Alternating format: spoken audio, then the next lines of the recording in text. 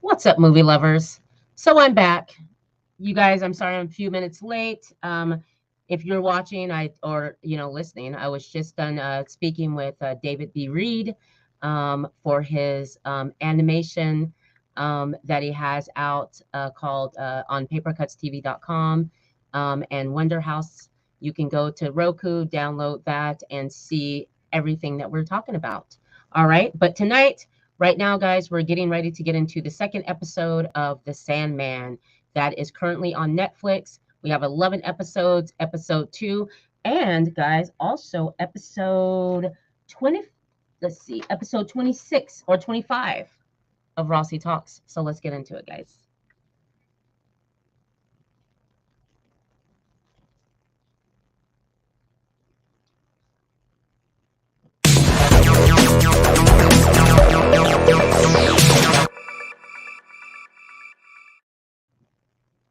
Okay, guys, what's up again? I hope you guys enjoyed the interview that I did with David B. Reed.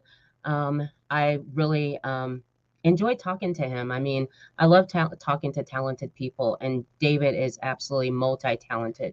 And I've been very blessed and lucky to talk to a lot of talented people here on this podcast, Rossie Talks. Like I said, we're on episode 25. Awesome. We made it to episode 25. And so let's get into our review and discuss episode 2 of The Sandman. So I want to just read about whereabouts we are, and let's see. Let me get my notes out here. So what we have on episode 2 is a little synopsis of it, guys. So The Sandman begins with Dream walking through the remnants of his old castle. Remember, it's a mess.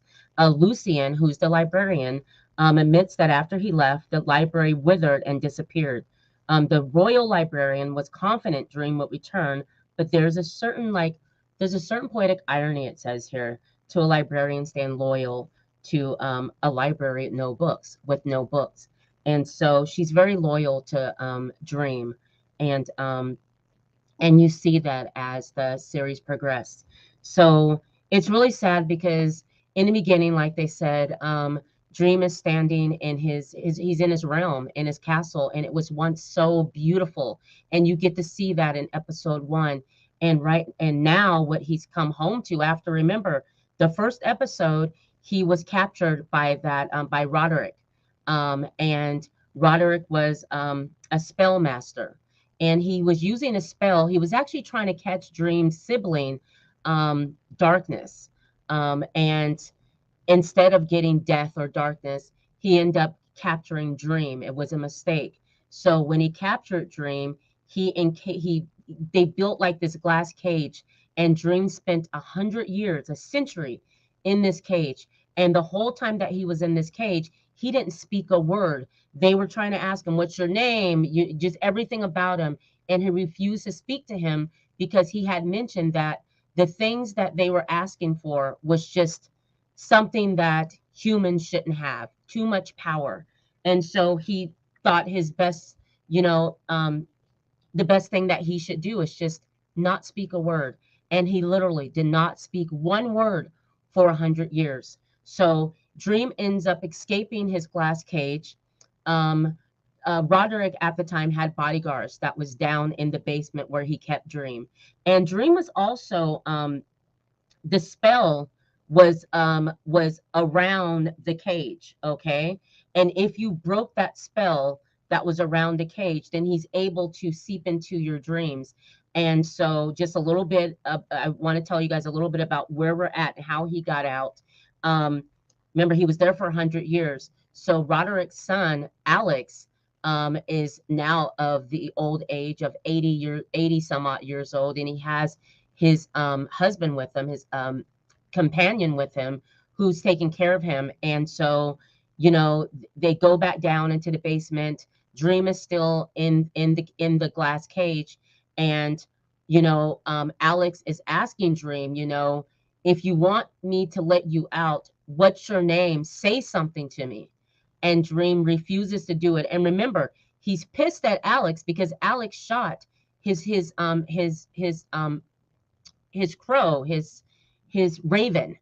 and remember that. So he's really upset at Alex for that. So he still refuses to talk.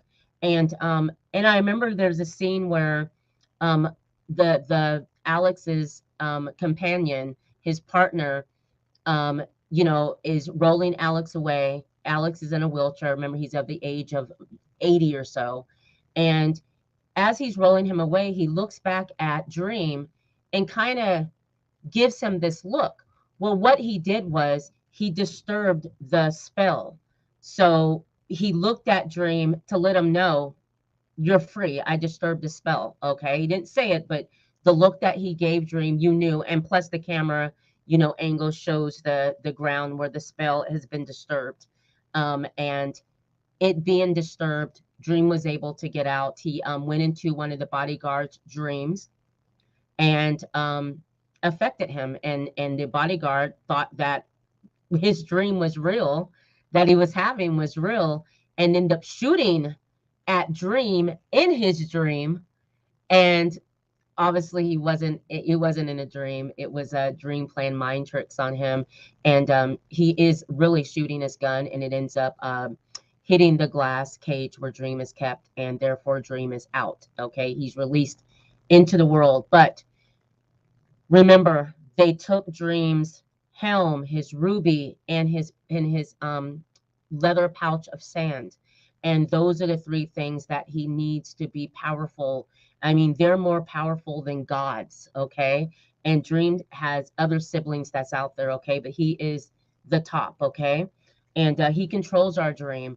And when he was captured for that 100 years, remember, the first day he was captured, what Roderick didn't realize, what he did was it it it it affected people. They couldn't wake up out of their dreams. They didn't wake up at all, and it became an epidemic where people cannot wake up because dream regulates our sleep. He regulates what our dreams. So him not being there, you weren't able to wake up. All right. So that was that's the effects that happened when Roderick locked Dream up in the cage. So right now we're in the library, and Lucian, who is the librarian, is looking at Dream as Dream is absolutely saddened by what happened in his realm, his castle. I mean, it's just a mess. It's horrible. Um, so what he tries to do is he tries to put it back together. So you see him focusing really hard, and all of the glass and the stone and everything's in pieces, and he tries to bring it back together like he would normally be able to do, but he was so weak, and without his ruby, his sand and his helm, he just didn't have the strength to do it. So you see everything being lifted, the glass and the broken, you know um walls, columns, all of that. Okay, you see it coming up, and then you see that he's just so weak it just falls down, and it's obviously he's bothered by that. Lucian, who's just the sweetest librarian ever, she's bothered by that, and she tells him, you need to get rest. You've been captured for like 100 years. You need to get rest. You need to take care of yourself. And what he needs actually is his tools. Okay, and again, his tools, his ruby, his helm, and his sand. So he realizes that even though he doesn't have these tools, he needs to get something that he himself created. Okay, so we end up he ends up traveling to this small little village, and we meet the hilarious Cain and Abel. All right, the Cain and Abel. And there is this adorable gargoyle that they call Gregory. And we find out that um, Gregory, that dream made Gregory. And Gregory was actually a gargoyle that was actually a nightmare. Okay, so Dream has to basically turn Gregory back into dust. Okay, from which he came from, in order for Dream to be able to give something to our three witches who we will meet that will help Dream try to figure out where his tools are. Okay, so let me look at my notes here because there's so much. This episode's only like 37 minutes long, guys, for real, but it's a lot packed into the episode. All right, so you know I love my notes. All right, so that happens. Um, we then go from there. As he meets Cain and Abel, we meet them. They're brothers. You all know about them. Um, and Gregory, of course, the gargoyle. So when Dream shows up, Cain and Abel, Cain is slightly upset. He's very upset because what happened is all the people that used to be in Dream's realm, his castle, they all eventually left. They went out and did their own thing because they actually thought that Dream abandoned them. They didn't think that he could be captured. They didn't know that that happened. They just thought he just freaking left. So after waiting for a long time, as Lucian tells them, after a while, they just got tired of waiting and they just all went about their own lives and did their own thing. So we go to the village, and that's where we meet Cain and Abel. All right. And so when Dream gets there, they're both excited to see their master, but they're very upset with him because they thought he just left, like he just neglected them, just went off. Okay.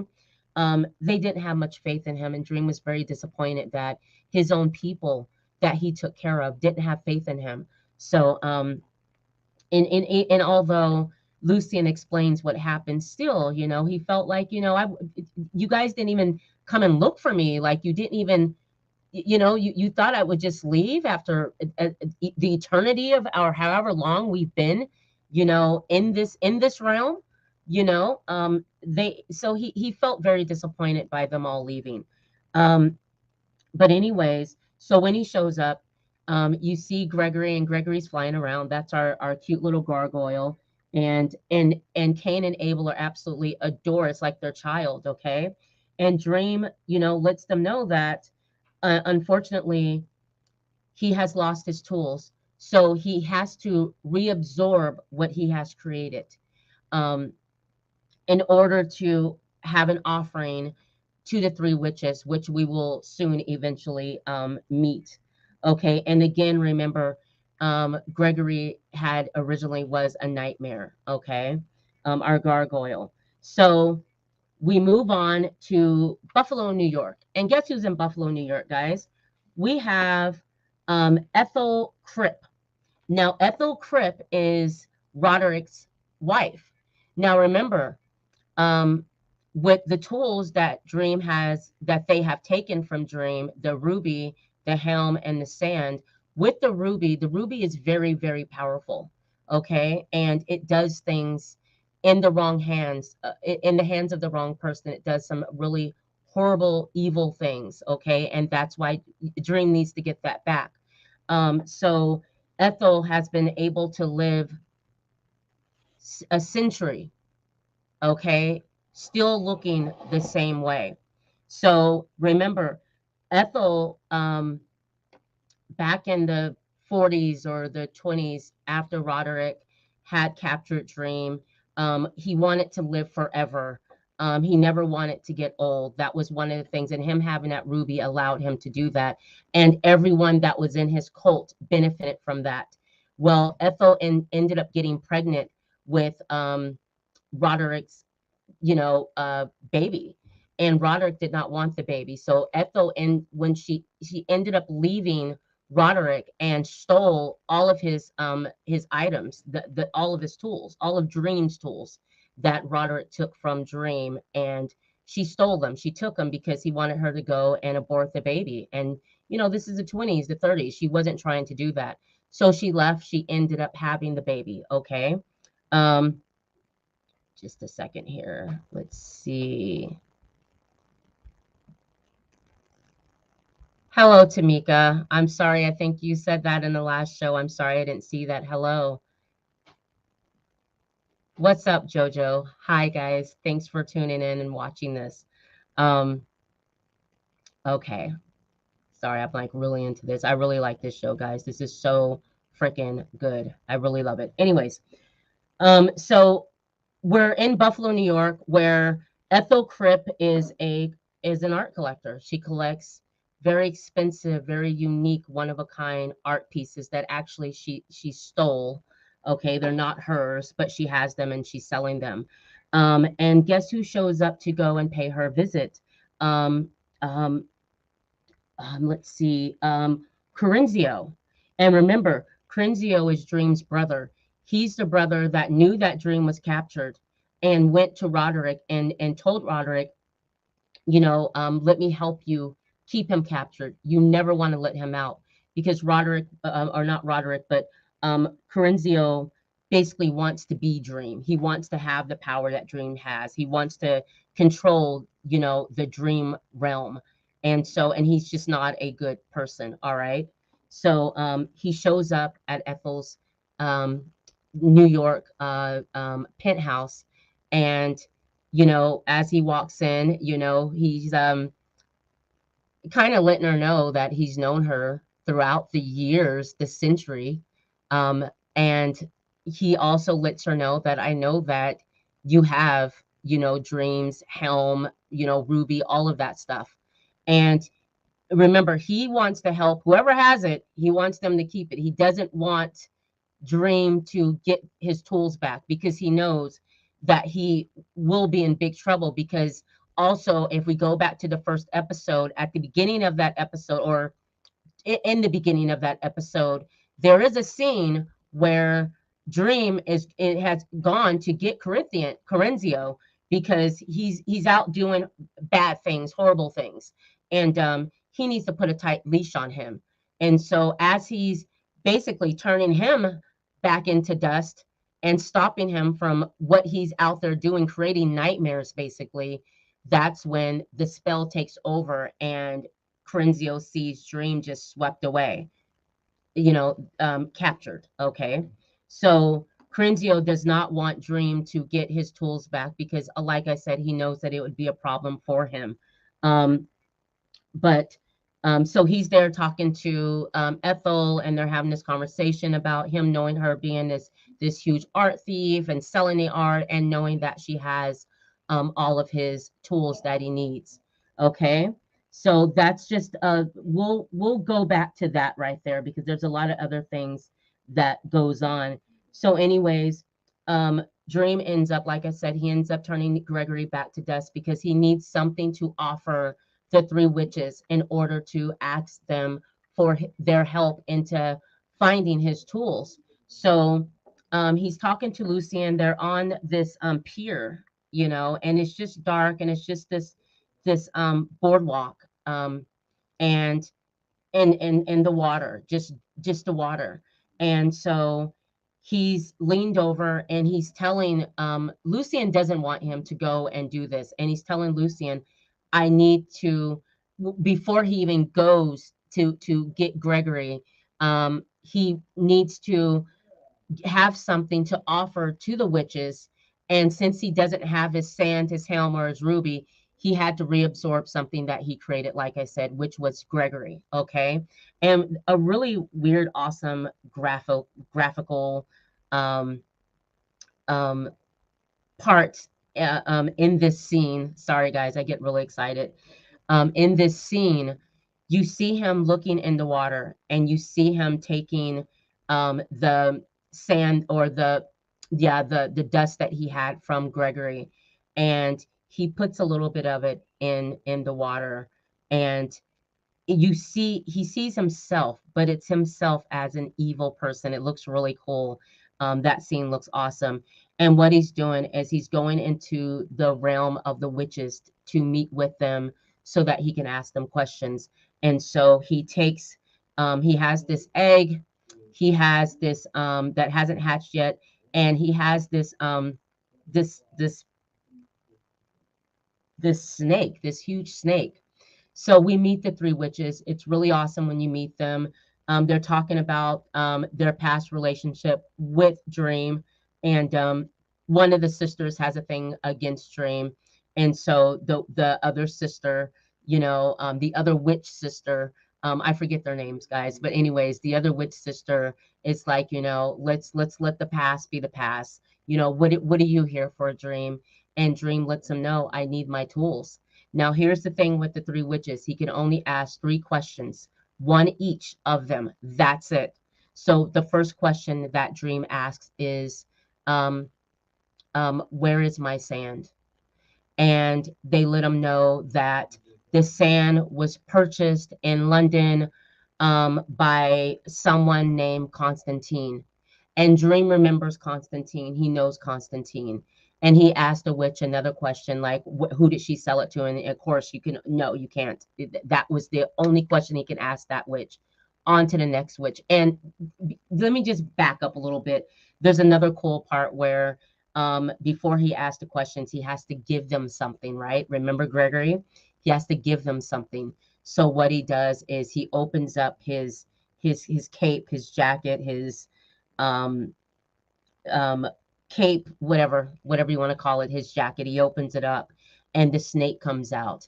And the snake comes out, and one of the witch, swallows the snake down. The other witch swallows the snake down, and it's just a really cool scene. So, and if you guys have seen it, you guys know what I'm talking about.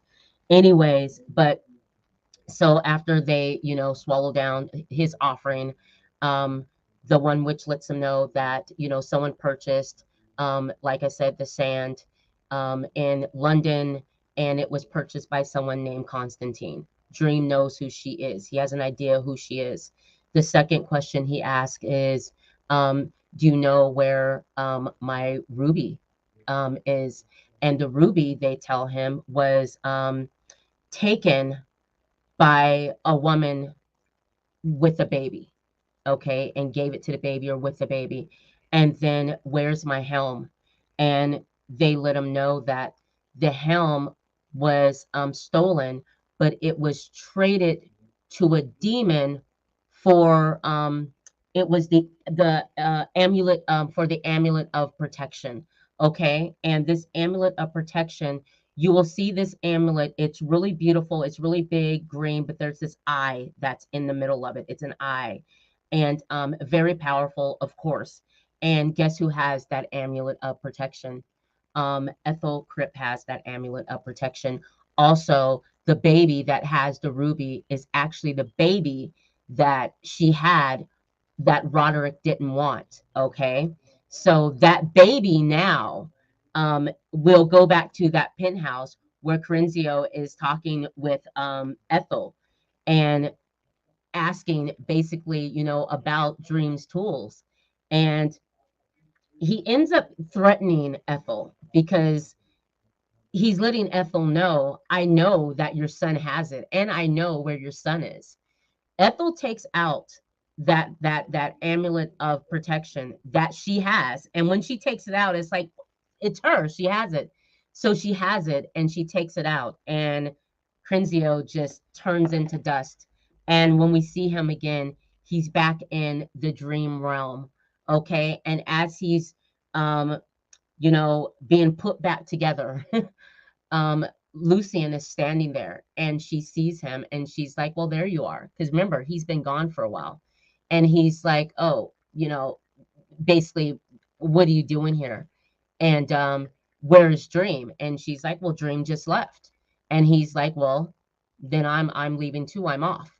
And so he ends up leaving and going back to the waking world, okay? Because he needs to make sure that Dream does not get these tools. So there's a lot that happened, like I said, in this episode. Here's what's really cool, though. Let's get back to Cain and Abel. And I like to just jump around a little bit. So, funny thing about Cain and Abel is when Dream left Cain and Abel, he did leave the egg. And one thing, Lucian had asked Dream, after he came back from seeing the witches and going, he was leaving to go get his shit. um, Lucian asked him, like, I thought you were going to give them the egg. And he was like, that wasn't for them. So he left that to Cain and Abel. And so um, they end up, the egg ends up hatching, and it's so cute. It's a little baby gargoyle that he left for them in replacement of Gregory because he knew that hurt them so much that he had to reabsorb Gregory. And they get into this argument, Cain and Abel, about what to name, the new gargoyle. And, Abel wants to name it this name, and Cain doesn't. So Cain ends up going and killing his brother, and his brother is dead. He buries him, and then in another scene, you see Abel coming out from the grave. You see this little bitty gargoyle just flying over, sitting next to Abel, and they go back and forth. So check that out when you guys watch the episode if you haven't seen it. Episode 2 of The Sandman on Netflix.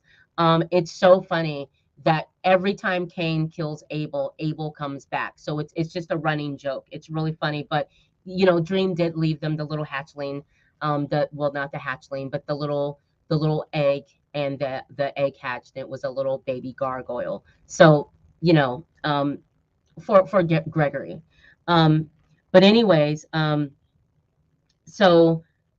so we know that we know where the ruby is now. We know that the ruby is with Ethel's son, and Ethel's son, we find out, has been locked up in this mental jail hospital, um um government, it just total lockdown.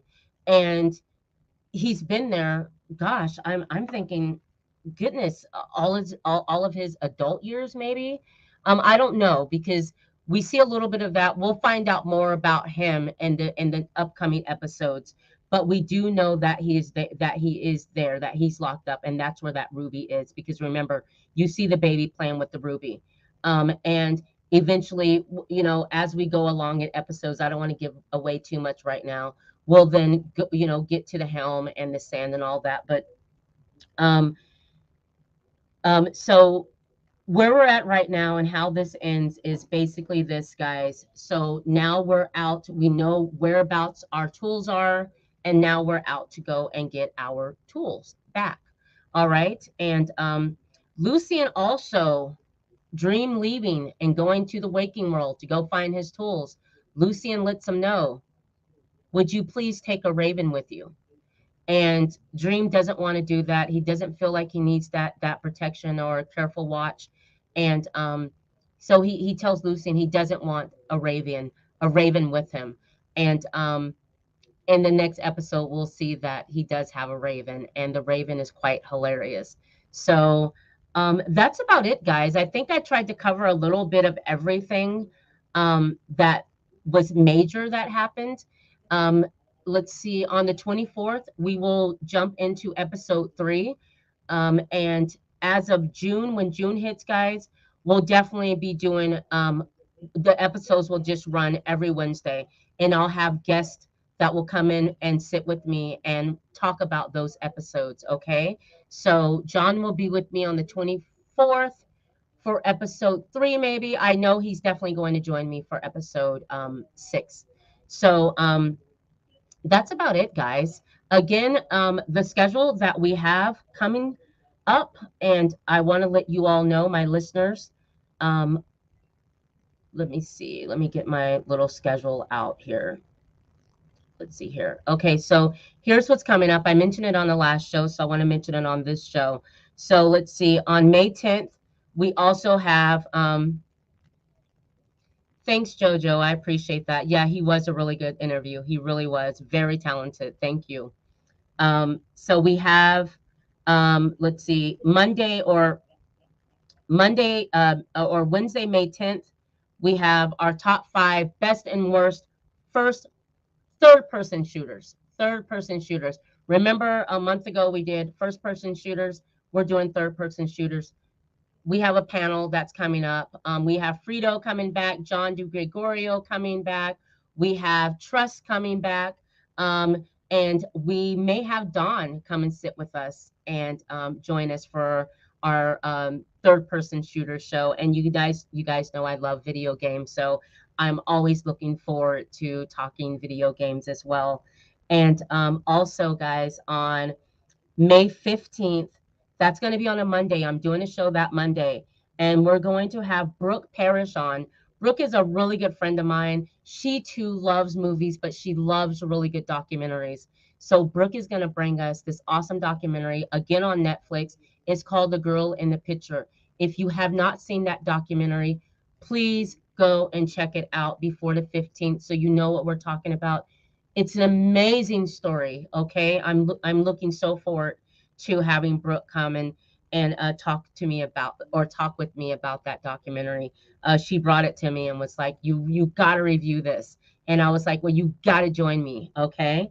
Also, that night as well on May 15th, John is going to join me, and we're going to review the I call it, it's going to be a cult classic to me, Northwood Pie. What an awesome film! It's comedy, um, a comedy drama, romantic comedy drama, whatever. It's a comedy in a romance um, film. It's really good and it's really funny. And it was written by Todd Knack and Jay Sahali. And they did just an absolute great job. Todd plays Crispin, great actor, and we're going to review that. So you guys can go and check out Northwood Pie, which actually, fun fact, is actually a real pizza place in Irvine, California, where they shot the film. It's called Northwood Pie. If you're in Irvine, California, go. It looks amazing. And a lot of them work there. So it was a fun interview. You guys can check out that interview up on the podcast, okay? Movie Lovers Unite, anywhere you listen to podcasts. And so John and I are going to talk about that film on the 15th. And on May 17th, I'm bringing in a director, screenwriter. Her name is Misha DeSalle. She cast me in her film, Hidden in Plain Sight. And it was a great film, a lot of history. And she's going to come. She's just a very talented woman. And I can't wait till you guys meet her and we can find out and get in her business and see what she has coming, going on. And let's see. And then on the 24th of May, that's when we're going to do episode 3 of The Sandman. And on the 31st, Jay Staccavel is coming back to the show. He's a friend of the channel. He's going to come back. And remember, Jay is an awesome producer. He writes, he does a lot. And he's going to join me, and we're going to talk about Richard Pryor's classic, Which Way Is Up. If you haven't seen it, please go and watch it. You can stream it anywhere. You guys will find it. Richard Pryor's Which Way Is Up. We're going to end May on that note, and then we're going to head into June, okay? And as we go into June, like I said, we'll do more of The Sandman. There's 11 episodes, so we're going to devote a lot of time in June for The Sandman. And that's about it, guys. Thanks for joining me. To my listeners on the podcast, I really appreciate you guys. Thank you so much for tuning in, listening to Movie Lovers Unite, listening to Rossie Talks. Also, check out Alex Haynes' A-Town review. He's still with Movie Lovers Unite, and he has his own thing going on. You can go to his Instagram and subscribe. Alex is awesome, okay? And he does a lot of awesome reviews and just a lot of different things. So check out Alex Haynes for A-Town reviews. And I think I shouted out everyone. I think I did all that. Guys, if you're listening, please, please, please, I'm trying to build up this YouTube channel, Rossie Talks. Please, it's in the description. To my listeners on the podcast, you guys, please take a moment, take your phones out, pull up Rossie Talks, hit the subscribe, hit a like. I'm trying to build that channel up, okay? But I appreciate everything that you guys do. Please continue to listen. And I will definitely see you guys again next week on the 10th. All right. So have a great week. Have an awesome weekend. And I'll see you guys. Bye.